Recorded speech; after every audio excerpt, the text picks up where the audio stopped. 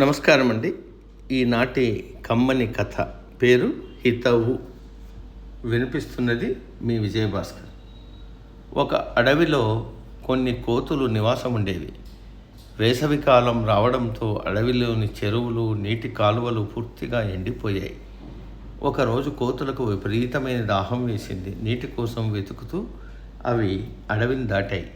అక్కడ ఇసుకలో నీటి అలల్లా ఎండమావులు మెరుస్తూ కనిపించాయి. వాటిని నీటిగా భావించిన కోతులు మూకుమ్మడిగా అటువైపు పరిగెత్తాయి. తీరా అక్కడికి వెళ్ళి చూస్తే అక్కడ నీళ్లు లేవు. సరికదా, మరికొంత దూరంలో నీటి అలలు మెరుస్తూ కనిపించాయి. దానితో కోతులు తిరిగి ముందుకు పరిగెత్తాయి. ఆ విధంగా కోతులు ఆ ఎండలో ఎండమావుల వెంట నీటి కోసం వెతుకుతూనే ఉన్నాయి. నీళ్లతో గొంతు తడుపుకోకపోతే నా ప్రాణం పోయేలా ఉంది, దీనంగా నింది ఒక కోతి. ఏం చేద్దాం, నీళ్లు కనబడుతున్నాయి కానీ చేతికి అందడం లేదు, ఇదేం మాయో అంది మరొక కోతి. పొదలో ఒక కుందేలు నివాసం ఉంటుంది. ఆ కుందేలు జరిగిందంతా చూసింది. కోతులకు సహాయం చేయాలని వచ్చి వాటి ముందు నిలబడింది. ఎండమావుల్లో ఎక్కడైనా నీరు ఉంటుందా?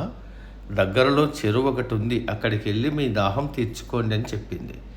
ఇది విని కోతులకు చాలా కోపం వచ్చింది. మేము తెలివి తక్కువ వాళ్ళమా అంటూ ఒక కోతి కుందేలుపైకి దూకి దాని మెడ పట్టుకుంది. నేను చెప్పేది నిజం, నా మాటలు నమ్మండి, భయంగా అరిచింది కుందేలు. ఆ కోతి కుందేలును బలంగా నేలకు వేసి కొట్టింది.